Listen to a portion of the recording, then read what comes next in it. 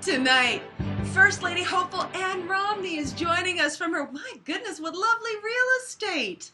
This average voter pied-à-terre? Oh, Ann, doesn't it get exhausting pretending to empathize with people who go without? You know, Betty, I just think back to when Mitt and I were at Brigham Young and we were struggling. And one semester, Russian caviar got so dear, Cook had to switch to Iranian. You don't know disappointment till you've looked down at a briny toast point. And bless your heart, college freshmen scrimping on barely $400,000 in American motor stock. Yes, those were lean years for But us. somehow, Ann, you survived. There's self-sufficiency, Betty, not the government shoving money in our faces for doing nothing. That's what wealthy parents are for. Right. Now listen, another annoying Hillary Rosen, she famously said, "Ann, you haven't worked a day in your life." Wait a minute, Betty. Sorry, that was my... Oh, no, you didn't. Oh, you didn't? Got so much use out of that, especially when Mitt strips down to his magic boxers and corners me in the bathroom on the Learjet. Bet you wish you had a sister wife then. As I was saying, we need to respect a woman's right to choose, as long as our choices don't interfere with the ones the men have already made for us. Let freedom ring! Unless you're raped, because you're going to have that sucker. Yeah, but Ann, even then you get to choose a name for your nasty rape baby.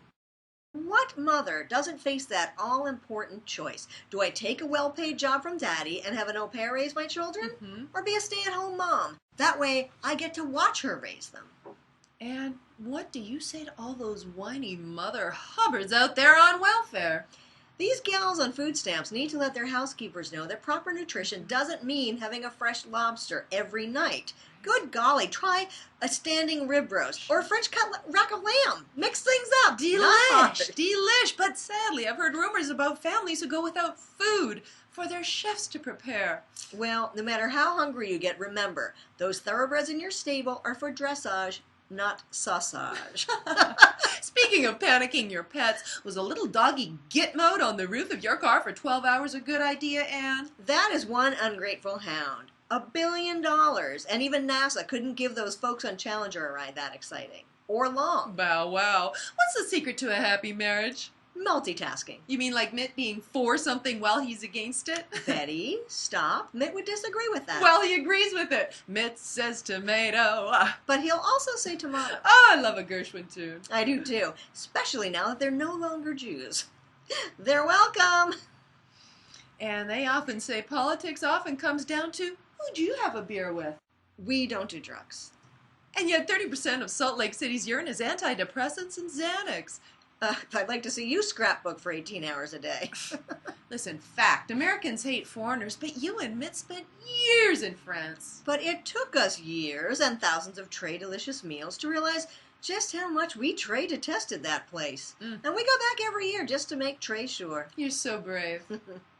Well, it's like Mitt always says, this election is all about pretending to be the one thing Republican voters are looking for.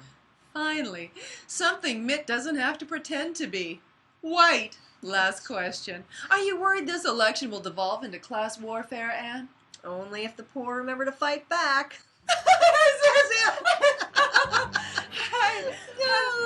Okay. Well, look it. I'll just edit the stuff out about the dead Jews. Oh, well, they're Mormons now, so. Wish they could tithe. No, if only. We'll do Christmas. Oh, I would love it. Wait, do I celebrate that?